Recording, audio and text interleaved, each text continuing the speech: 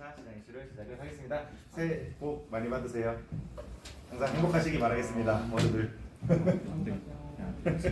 그래서 제 FED의 모토는 그래요. 그러니까 수학 문제 풀 때도 뭐 제가 이제 달리는 방법 이렇게 써놨지만 저는 제일 좋은 비유가 수학이라고 생각을 하거든요. 수학 문제 풀 때도 한두 문제 풀어가지고 그 문제의 유형이 이해되진 않잖아요. 100문제, 200문제, 센 이런 거 막 500문제짜리 나오는 거 그런 게 왜 있겠습니까? 500문제 풀다 보면 그 유형 자체에 익숙해지고 문제를 좀 쉽게 풀어줄 수 있으니까 이제 문제를 많이 풀게 만드는 거잖아요. 그러니까 저는 이제 경제도 비슷한 문제라고 생각을 합니다. 이 채권 금리와 가격이 어떻게 움직이는가를 한번 들어가지고 이해했다라고 해서 끝나는 게 아니라 이제 계속 반복 숙달하면서 완전 체화될 때까지 들으면, 그리고 이제 그거를 생각해 보면 좀 이제 경제에 있어서 이 금융을 교육하고 개발하면 좀 더 이제 나은 선택을 하는데 도움이 되지 않을까 싶어가지고 반복적인 얘기들도 계속 드릴 거고요. 그래서 이제 같은 얘기를 한다고 해서 또 같은 얘기를 한 해보다는 그 같은 얘기를 들으면서 저번에 들었을 때랑 이번에는 어떻게 느낌이 다를까에 대해서 생각을 하면서 들으시면 좀 앞으로 이제 지평을 넓히시는데 조금 도움이 되지 않을까 하는 생각을 하고 있습니다.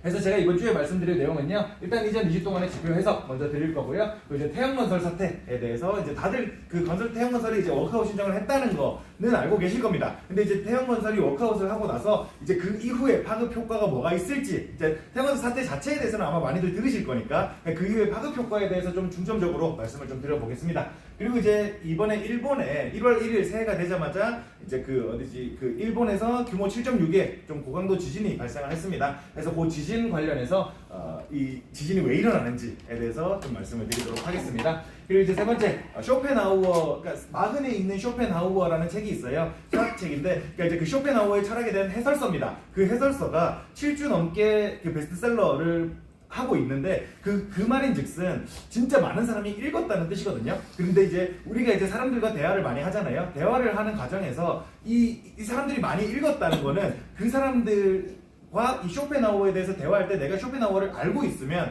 어느 정도 우위를 점한다? 이런 표현이 좀 웃기긴 한데, 그러니까 이제 내가 알고 있다는 것만으로도 꽤나 높은 신뢰를 얻을 수가 있습니다. 그래서 제가 이제 어차피 쇼펜하우어 책 안 읽으실 분이 과반이라는 걸 알기 때문에 제가 이제 쇼펜하우어에 대해서 심플하게 이런 사람이다 라는 걸 좀 말씀을 드리도록 하겠습니다. 그리고 앞으로 2주 동안 주목할 만한 지표에 대해서 말씀을 좀 드리도록 하겠습니다.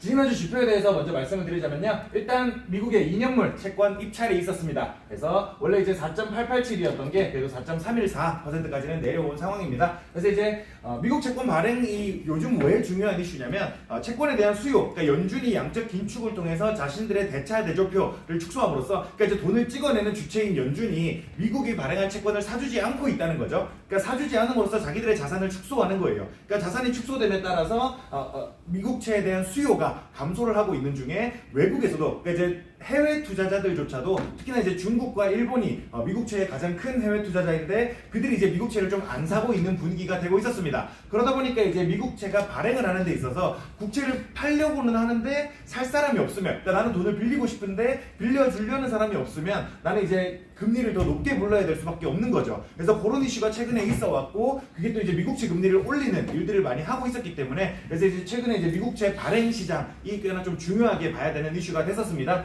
근데 이제 최근에는 전반적으로 이제 금리가 인하되고 있는 분위기고, 시장의 반응 또한 연준이 앞으로 금리를 또 인하할 거야 라는 기대를 하고 있다 보니까 이 미국채 금리가 계속 낮아지고 있는 추세를 보이고 있고, 그러니까 이제 지금은 연준이나 해외 투자자의 수요보다는 국내 투자자가 앞으로 금리가 떨어질 거니까 사자라는 이제 입장이 좀 더 강하다 보니까 계속 이제 금리가 하락하는 모습을 보여주고 있습니다.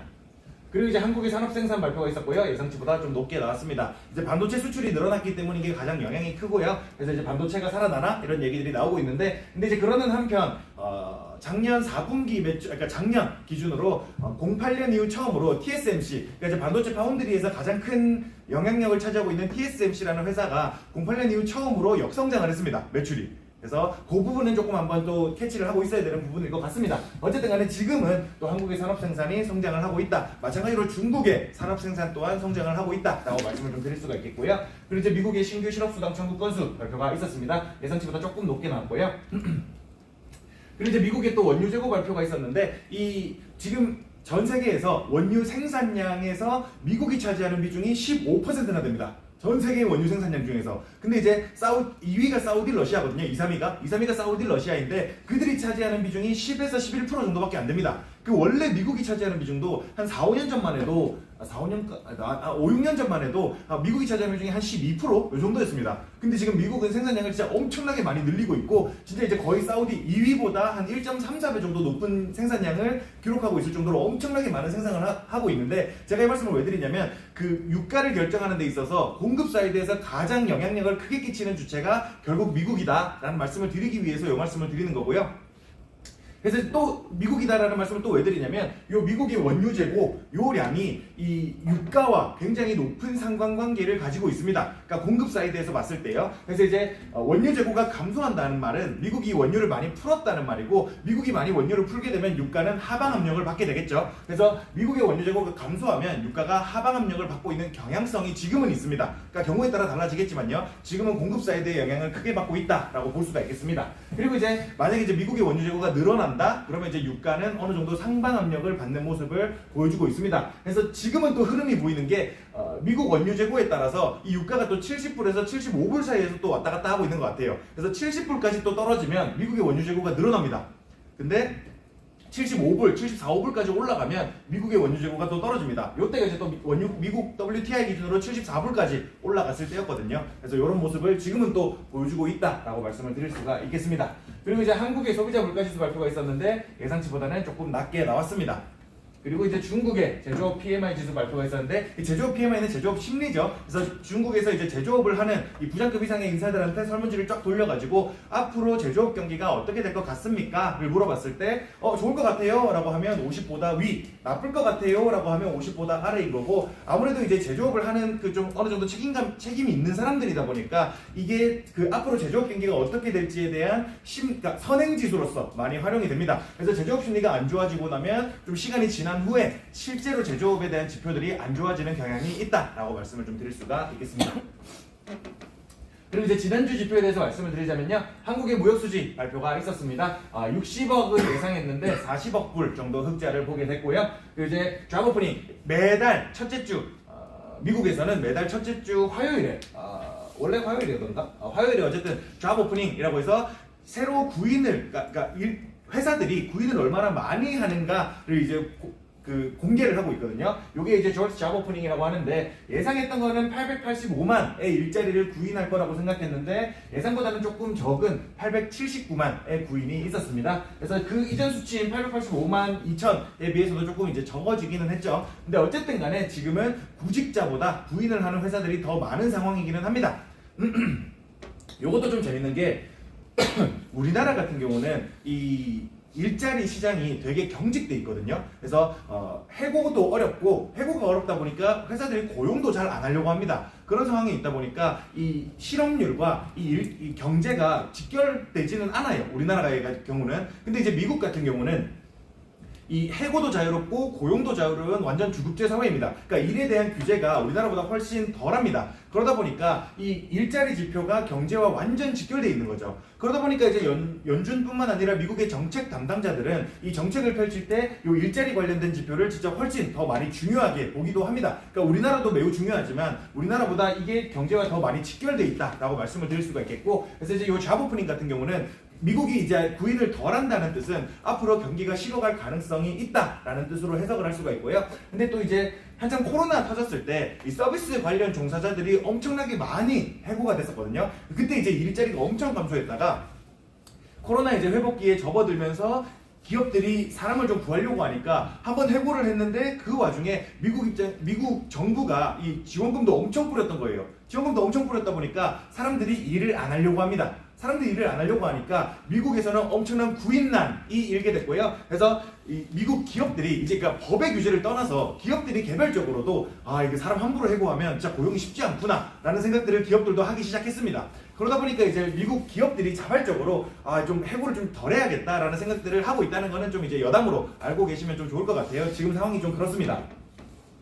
그리고 이제 독일의 소비자 물가지수 발표가 있었는데 뭐 예상치 그대로 나오게 됐고요. 이제 ADP라는 민간 기업에서 또 비농업 고용인구 변화를 발표를 해줍니다. 그게 이제 매달 첫째 주 금요일에 미국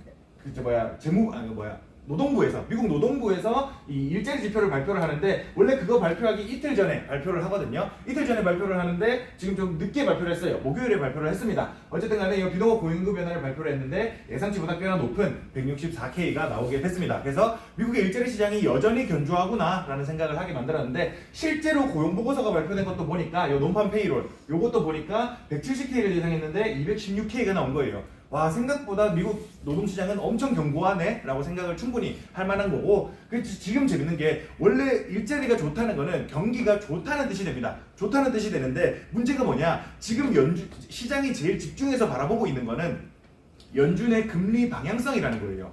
연준의 금리 방향성은 경기가 좋으면 금리를 더 높여야지 라고 생각을 하게 됩니다. 그러다 보니까 지금 시장이 집중하는 게 경기가 좋냐 안 좋냐가 아니라 연준의 금리 방향성이다 보니까 경기가 좋으면 오히려 증시에는 안 좋게 여겨지게 되는 경향성이 지금은 있습니다. 그래서 이 경기 방향성이 좋은 것 같으니까 금리 그러면 빨리 안 낮추고 더 늦게 낮추겠네? 라고 이제 시장이 생각을 하게 되니까 증시에는 악영향을 끼치게 됐었던 거죠. 그래서 이제 이 시기에는 조금 증시가 이제 떨어지던 시기가 잠깐 있었습니다. 그리고 이제 파티시펜셜 레이트가 이제 노동시장 참여율, 그러니까 전체 국민 중에서 일할 수 있는 15세 이상 인구 중에서 노동시장에 몇 %나 참여하고 있냐는 62.5%가 나왔고요. 이제 실업률은 3.7%로 예상치보다도 조금 낮게 나오게 됐습니다.